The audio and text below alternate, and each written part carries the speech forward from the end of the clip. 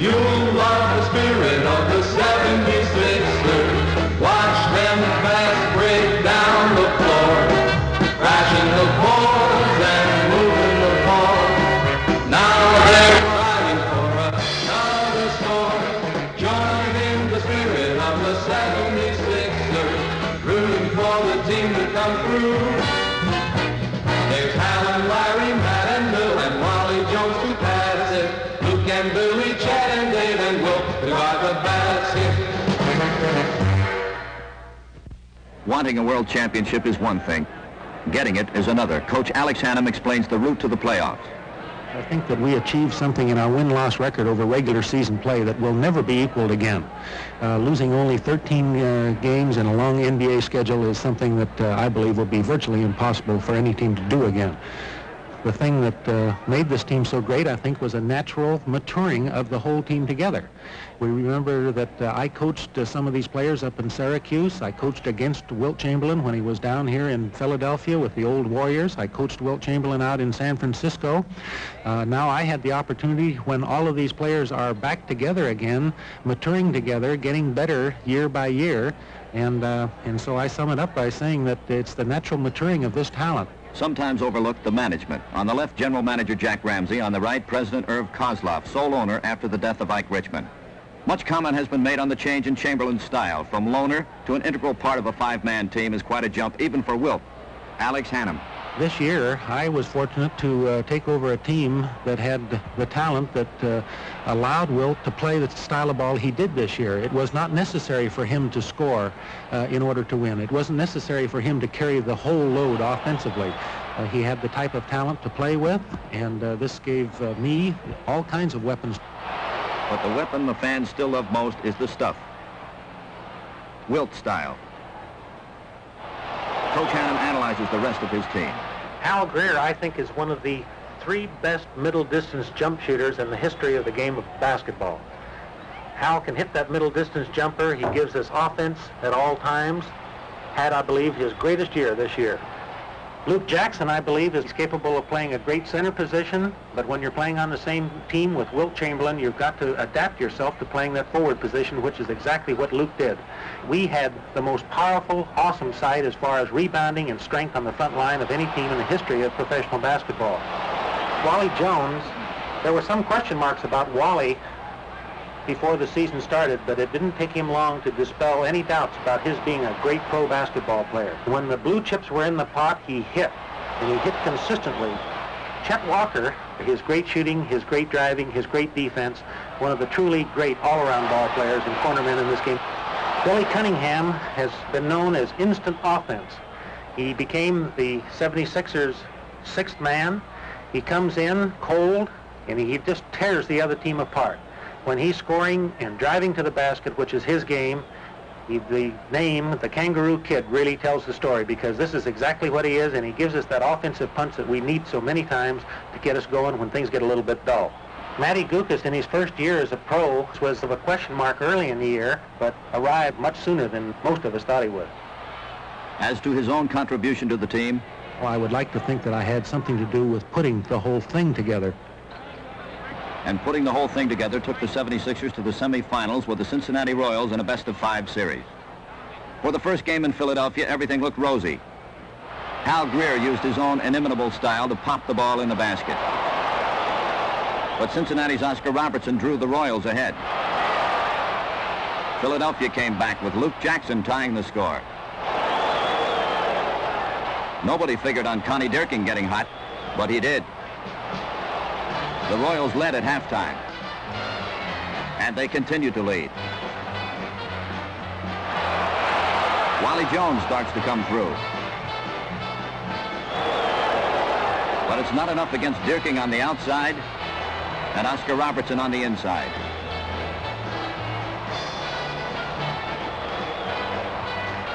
Wilt has a great night with a total of 41 points, but it's not enough against Dirking's 29 and Robertson's 28. The Cincinnati series is the first step on the road to the ultimate championship, and it starts dimly. In the second game, another stroke of misfortune sidelined the 76ers veteran guard, Larry Costello. Costello had to miss the rest of the playoffs with a bad knee. But then Philadelphia became inspired. Wilt.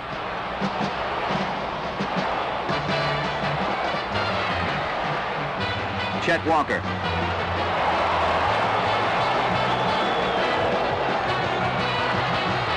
Al Greer. Chamberlain to a wide-open Walker. The 76ers went on to trounce the Cincinnati Royals 3-1, and the first obstacle was overcome. Oscar Robertson was left talking to himself. But through it all, Alex Hannum had something else on his mind. The Boston Celtics. They had Cousy, they had Auerbach before him. But they didn't have the World Championship until they got Bill Russell, and now he's the player coach.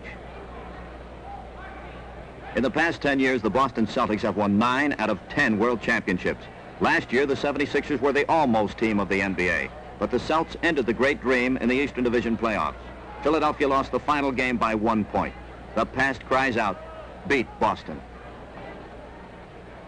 The first game at the Palestra. Boston takes the lead. But the team that controls the backboards controls the game. Chamberlain. And then Greer. The 76ers take the lead. No man's land. Cunningham. And Philadelphia holds the lead. To ensure the lead, Wilt goes wild. Nothing gets by him. Off an inch, and Chamberlain's there. And so is Greer, scoring.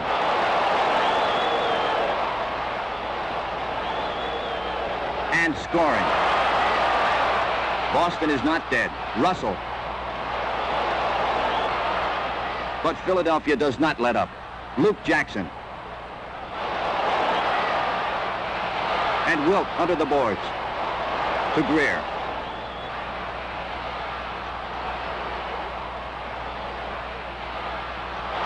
Chamberlain. At halftime, the 76ers lead by 17. And Greer is still hot.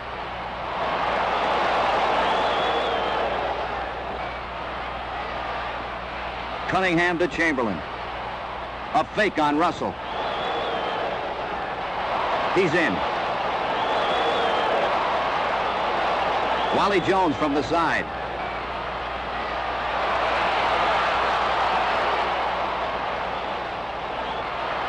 Chet to Wilt. Russell tries to drive by Chamberlain, but the game is already gone for the Celtics.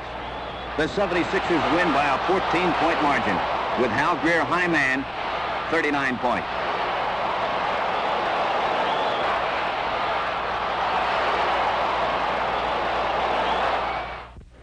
After a narrow win in Boston, the 76ers are back in Philadelphia at Convention Hall. Alex cautions the team about overconfidence. With management looking on, a seesaw battle rages on the court. Neither team can break open the game. Wilt manages 25 rebounds in the first half, but Philadelphia only leads by 2 at halftime. Boston is not dead.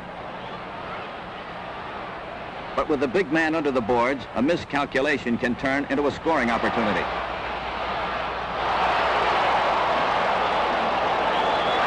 However, the tenor of the game still has not changed. Both teams struggle. Neither can establish a clear lead, and the lead changes many times.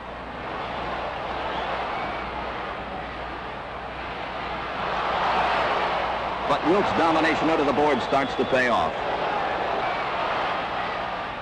A length of the court pass to Cunningham. And the mood changes. Greer, driving, shooting, scoring.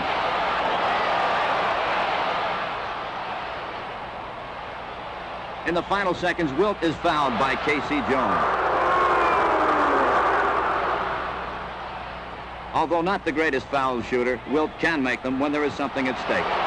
Today, it's only the last 2 points in the game. The end of a perfect day with a record 41 rebounds to his credit.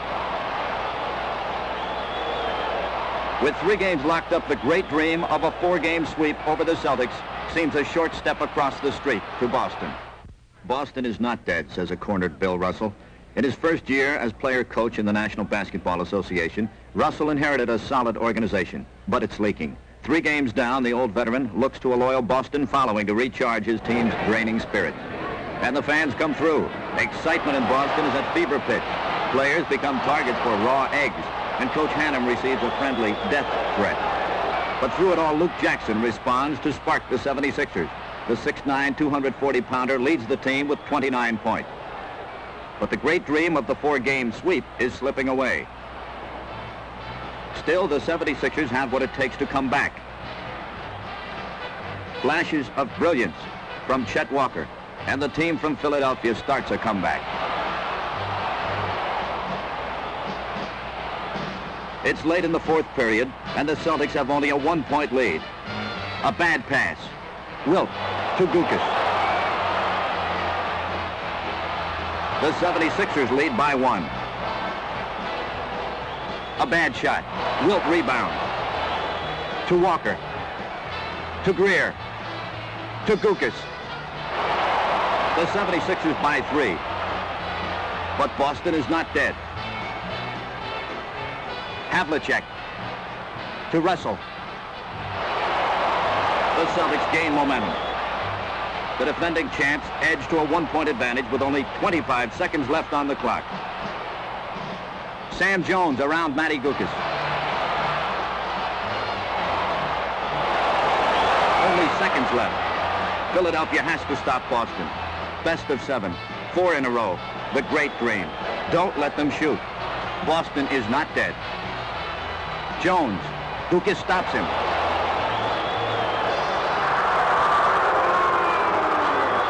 A fan joins the melee. Break it up. The game's over. Boston is not dead. We all were very, very disappointed. We wanted to establish our superiority over the Boston Celtics. We would have liked to have done it right there in Boston, and we felt very, very sad, but very, very determined about what we would have to do when we got that team back down in Philadelphia. The thought that runs through the 76ers' minds before Game 5. If we don't do it now, it's back to Boston. Irv Kozloff expresses his concern. Last year, I predicted 4 in a row. Not only did we not win 4 in a row, we didn't win it at all. A sign put up early in the season by a well-wisher haunts Alex as he paces the locker room. The fans all want number 4, the winning number in the best-of-7 series, now. A capacity crowd of over 14,000 is here, hoping for the kill, for the revenge, for the sweet feeling. Along with General Manager Jack Ramsey and President Irv Kozloff is Pennsylvania's Governor Raymond Schaefer. The opening jump.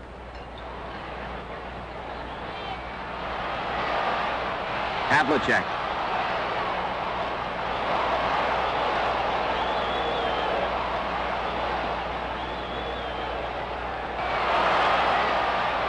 Wilt.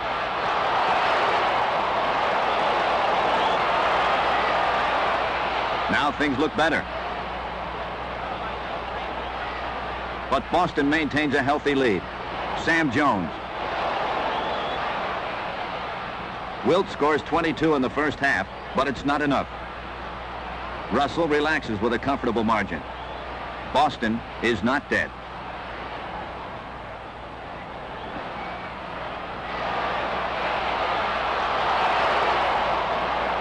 Philadelphia faces a 16-point disadvantage, but keeps fighting. Chet Walker.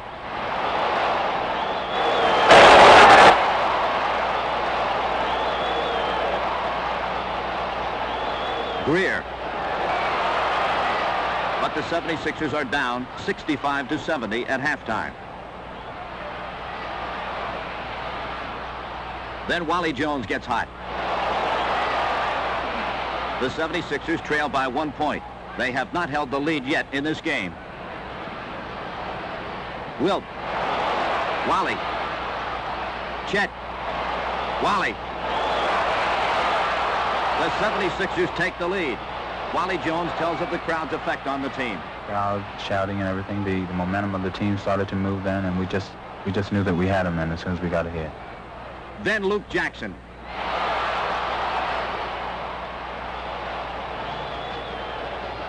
And then Wally Jones.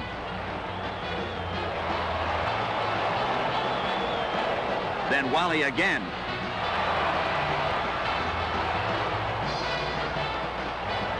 And again.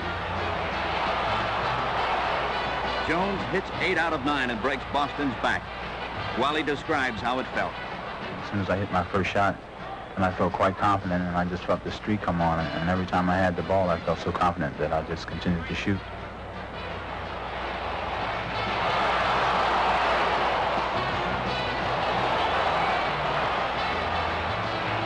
Then the roof starts to cave in. Billy Cunningham. Hal Greer.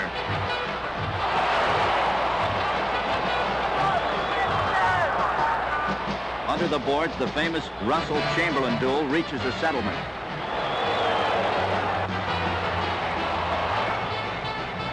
Hal Greer. Matty Gukas.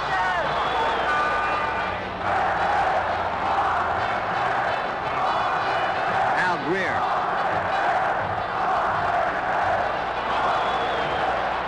Greer again.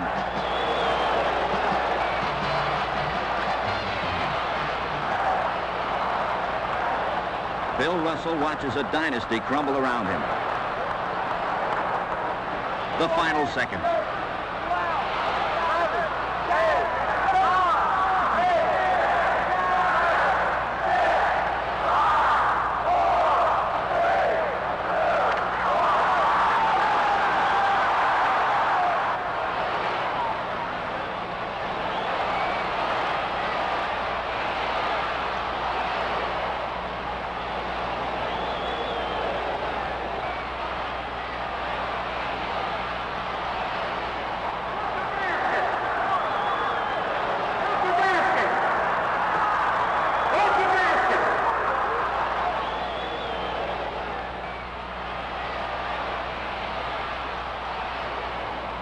The final score.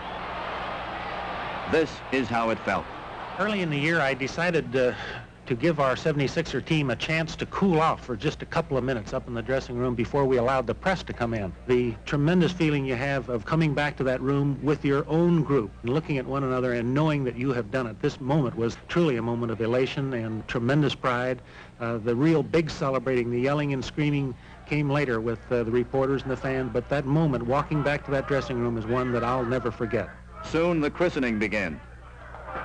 It was the biggest night in Chamberlain's career. Just ask Wilt how it felt. Actually, very, very tired. There's a long, long climb, so to speak, because you never can tell when the Celtics are dead. It's always good that you know they're finally out of the way. I really feel as though that this was the greatest Celtics team, so in being this team, I think it helped to make up a little bit for the other losses we had over the years. Chet Walker. It was something that all of the 76ers had been looking forward to a long time, and it finally happened. I had been in the league 6 years, and I'd been chasing Boston for all those 6 years. Billy Cunningham. This was the greatest thrill in my life to beat Boston 4 out of 5. Jack Ramsey. We felt we were going to do it, and nothing could stand in our way. Good direction from the coach. And I think that's what it takes to become a champion, and this team had it. It had the skill, had the willingness of the players to blend their talents into a strong, cohesive force, and it had the proper direction at the top from the coach. This was something that we and the Philadelphia fans had been looking for all of these years, the chance to dethrone that team. We had really destroyed a dynasty, and we did not only defeat a great basketball team, but we destroyed a tradition. Irv Kozloff describes his first dousing. I was called to be turning aside, and from 3 or 4 sides, bottles of champagne poured all over my head, all over my suit, all over my clothes, and finally ran down into my shoes. I emptied one shoe, and actually champagne poured out of the shoe. The suit I put aside when I got home and didn't have it cleaned for about a month, but I just enjoyed that wine, fermented odor, and it just carried me back to that night many nights thereafter.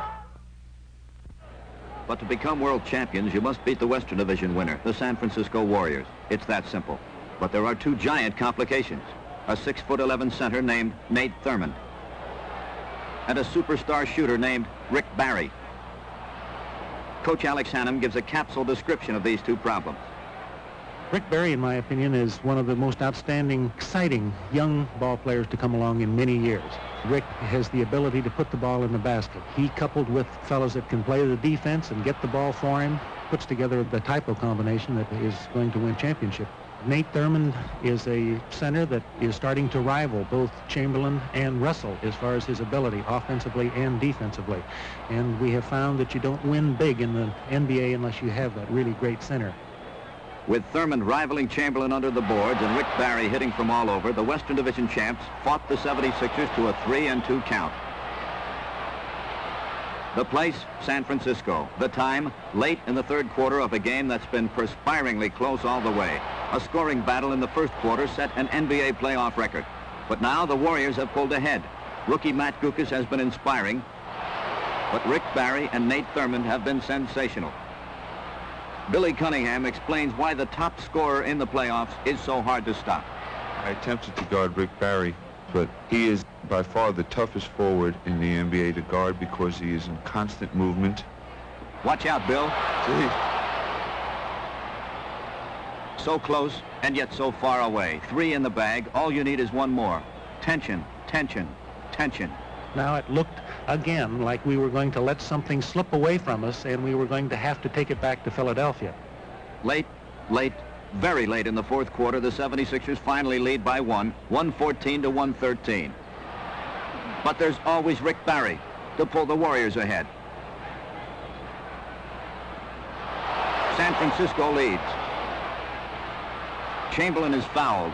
Ex-Celtic Bill Sharman, now the Warrior coach, relaxes, knowing Wilt's weakness on the foul line. But it's clutch time now. The 76ers take the lead by 1, but can they hold it?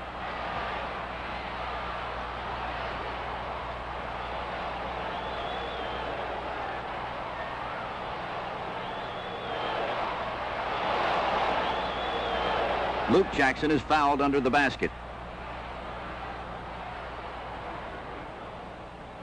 Luke shoots, misses.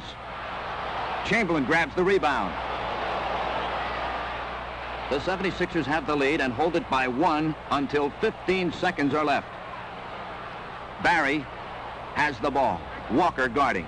I got a lot of help from Chamberlain, and between both of us, we managed to stop him, and we managed to force him into a bad shot. Luke Jackson got the rebound, and I think that was the turning point of the game.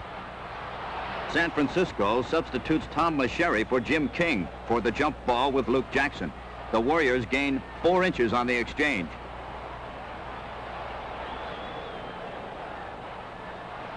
Chet Walker gets the tap and is fouled. Chet makes the last 2 points, and the Philadelphia 76ers now have a crown. Chet. We played so many games during one season, and right away was just another win. But then the next day, it really came down on me.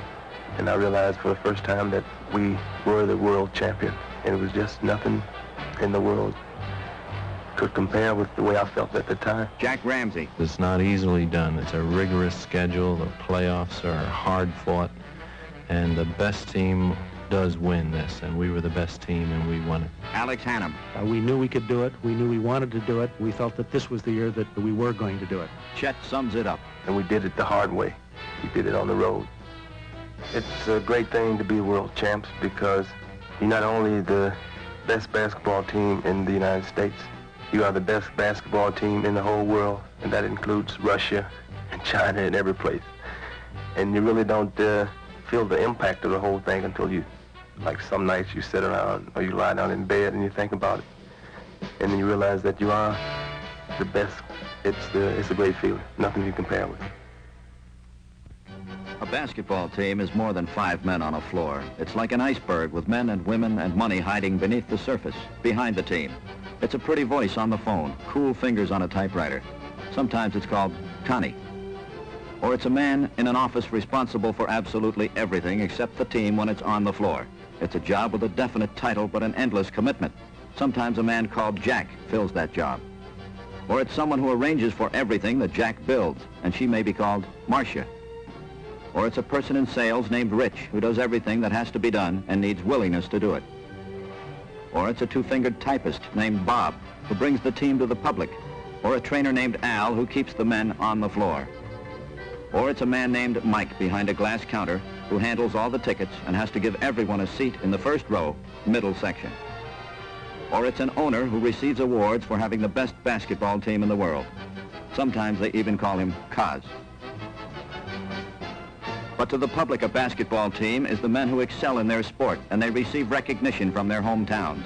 Sometimes the town is called Philadelphia and has a history of developing great talent like a Wilt and a Matty and a Wally. Sometimes Wally will tell why. Quite a few pros and quite a few tremendous college ball players that come out of Philadelphia. They seem to be bred here because I think the recreation department has a tremendous program for them, and we have the summer league in the whole city of Philadelphia. And now that team has its own home court, and the coach tells how important that is to the team and the fans. Spectrum in Philadelphia will put the Philadelphia sports fan on a par with anyone in this country. And we with the 76ers are really looking forward to having a truly home court advantage where the building is perfect, where every fan can see every bit of action.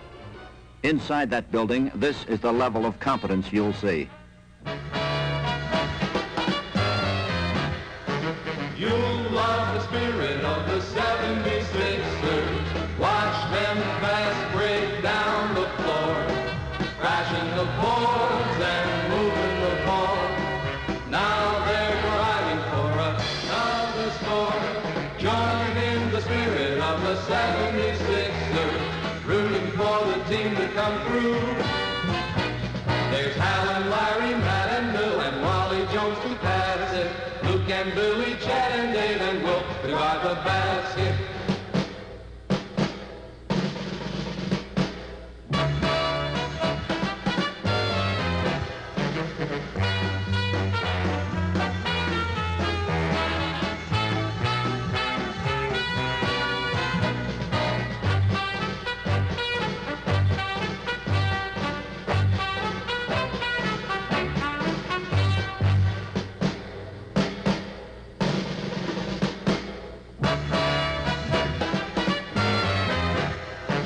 You'll love the spirit of the 76ers. Watch them fast break down the floor, crashing the boards and moving the ball.